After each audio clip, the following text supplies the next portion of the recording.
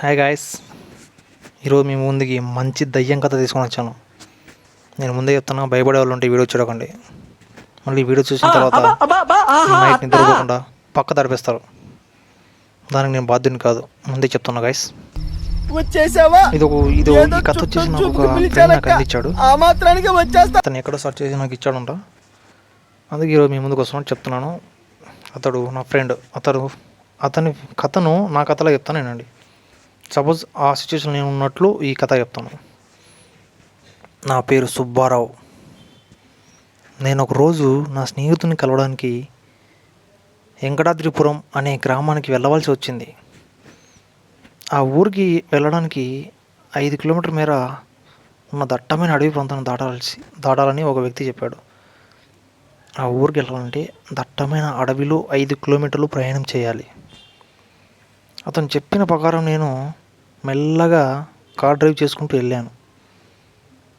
ఆ దట్టమైన అడవిలో ప్రయాణిస్తూ, అదిగాక ఆ రోజు అమావాస్య కావడంతో అడవి అంతా చీకటిగా మారింది.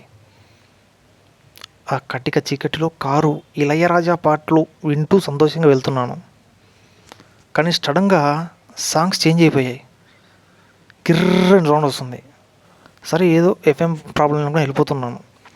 అలా అడవి మధ్యలోకి వచ్చేసరికి ఒక్కసారిగా కార్ హెడ్లైట్లో వెలుతురు తగ్గిపోయింది. వెళ్తున్న దారి నాకు అసలు కనిపించడం లేదు. మెల్లమెల్లగా కారు హెడ్లైట్లో వెలుతురు తగ్గి ఒక్కసారిగా కారు ఆగిపోయింది. నాకు ఉచ్చపడిపోయింది. కారును మళ్ళీ స్టార్ట్ చేశాను. ఎంత ప్రయత్నించినా కారు మాత్రం స్టార్ట్ కావట్లేదు. ఏమైందని కారు దిగి చూశాను.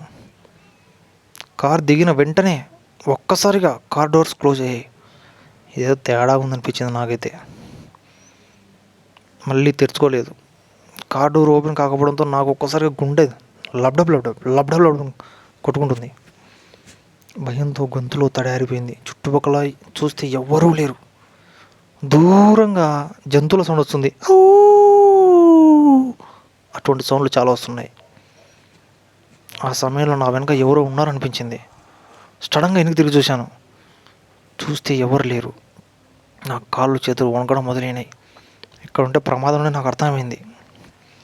చిన్నగా మొబైల్ లైట్ వేసుకొని అటు ముందరికి వెళ్ళిగా సాగాను. మళ్ళీ వెనుకలు ఎవరు వస్తున్నారా అని డౌట్ కొట్టి వెనక్కి తిరిగాను.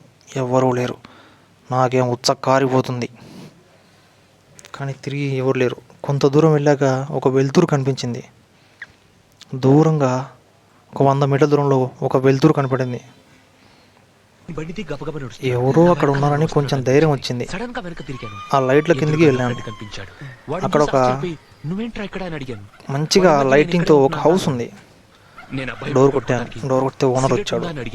ఇక్కడ జరిగిన సిచ్యువేషన్ మొత్తం అతనికి ఎక్స్ప్లెయిన్ చేశాను. ఇలా జరిగింది నాకు మొత్తం అని చెప్పాను.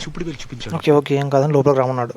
ఆ ఇంటి ఓనర్ సరే అని ఒప్పుకున్నారు. ఆ ఇంటి ఓనర్ మరియు అతని భార్య, 2 పిల్లలు ఉన్నారు.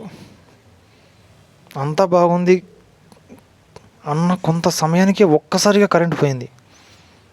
వెలుతురుగా ఉన్న ఇల్లు ఒక్కసారిగా చీకటిగా మారింది. నాకు ఇక భయం, టెన్షన్ స్టార్ట్ అయింది. గుండె దరదరా కొట్టుకుంటుంది. భయంతో ఒళ్ళంతా చెమటలు పుట్టేశాయి. అప్పుడు ఆ ఓనరు అగ్గిపెట్టెతో కొవ్వొత్తి వెలిగించి ఇంట్లో పెట్టాడు. అది ఫారెస్ట్ ఏరియా కాబట్టి కరెంటు వస్తూ పోతుంటుందని ఇంటి ఓనర్ చెప్పాడు. కాస్త ధైర్యం వచ్చింది. ఆ ఇంటి ఓనర్ నాతో చెప్పిన మాటలు నాకు ఒక్కసారిగా తిరిగి ఊపిరి వచ్చినట్లు అయిపోయింది. చాలా టెన్షన్ పడిపోయినట్లున్నారు. మీరు ఈ రూమ్లోకి వెళ్ళి రిలాక్స్ అవ్వండి, మీకు ఎటువంటి భయం లేదు అని ధైర్యం చెప్పాడు నాకు. మరునాడు నిద్ర లేచాను. ఆ రూమ్ నుండి బయటకు వచ్చేసరికి ఇంట్లో చూస్తే ఎవ్వరూ లేరు. కాకపోతే నేను నైట్ వచ్చినప్పుడు ఆ ఇంట్లో మొత్తం కలకలాడుతూ లైట్లతో చాలా అందంగా ఉండేది. నేను కళ్ళు తెరిచేసరికి అది ఒక పాడుబడ్డ బంగ్లా. ఆ ఇంట్లోకి ఎలా వచ్చాను నాకు ఆశ్చర్యంగా అనిపించింది. పరిగెత్తుకుంటూ బయటకు వచ్చాను. దూరంగా ఒక 5 బహుశా ఆ టైం 4-5 ఆ టైం అయింది అనుకుంటా. పాల వ్యాన్ ఒకటి బయట వెళ్తుంటే డ్రైవర్ని అడిగాను, నైట్ ఇక్కడ ఇలా వచ్చాను ఇక్కడికి నేను, చూస్తే నైట్ టైం లైటింగ్ మంచిగా ఉంది, అంత చాలా బాగుంది. తీరా చూస్తే తెల్లవారేసరికి ఇక్కడ లైట్లు లేవు, ఇండ్లేమో పాడుపడింది, అసలు ఏమైందని అతను అడిగితే ఆయన చెప్పింది నా విషయం కంగు తిన్నాను గైస్. చక్కారిపోయింది ఆయన చెప్పే మాటలకి. అసలు ఆయన ఏం చెప్పాడంటే, ఈ ఇంట్లో 2 సంవత్సరాల కిందమే ముగ్గురు ఆత్మహత్య చేసుకొని చనిపోయారు అని చెప్పాడు. ఆ మాట వినగానే నాకు గుండెలు దడలు కొట్టేస్తున్నాయి. ఆ క్షణం అక్కడ నుండి బండి కాడికి వెళ్ళాను. తర్వాత కార్ దగ్గరికి కార్ స్టార్ట్ అయిపోయింది. నాకేదో స్కెచ్ చేసే దయ్యాలనుకున్నా. నా టైం బాగుండో ఏదో మొత్తానికి నేను ఆ సిచ్యువేషన్ నుండి బయటపడ్డా అనిపించింది. కానీ అలాగే నేను ఇంటికి వెళ్ళిన తర్వాత మరుసటి రోజు నైట్ నేను పడుకునే సమయంలో నాకు ఆ బంగ్లానే గుర్తొస్తుంది. నిద్రపోతా ఉంటే నిద్ర రావట్లేదు. చాలా ప్రయత్నించాను, ఆ బంగ్లానే గుర్తొస్తుంది. నాకేదో అయిందనుకున్నా. తర్వాత ఆ విషయం మొత్తం మా అమ్మకి చెప్పాను. మా అమ్మ అనింది, నేను ఎవడు ఎలా ఉన్నారు ఆ సమయంలో, నిన్న అదిగాక అమావాస్య రోజు ఎక్కడెక్కడో దయ్యాలన్నీ తిరుగుతూ ఉంటాయి, ఎక్కువ బయటికి వెళ్ళకొనింది. అందుకే పెద్దలు చెప్పిన మాట వినాలి, రాత్రి సమయంలో బయటికి వెళ్ళకూడదు ఒంటరిగా, అది అమావాస్య రోజు. సో గైస్, మీరు కూడా మీ పేరెంట్స్ చెప్పిన మాట వినండి. ఇటువంటి దయ్యం కథలు మరిన్ని ఎన్నో వస్తాయి. ఇది ట్రయల్ మాత్రమే, మీరు భయపడతారని చాలా తక్కువ చెప్పాను నేను. నెక్స్ట్ నుండి చాలా డీప్ గోస్ట్ స్టోరీస్ వస్తాయి.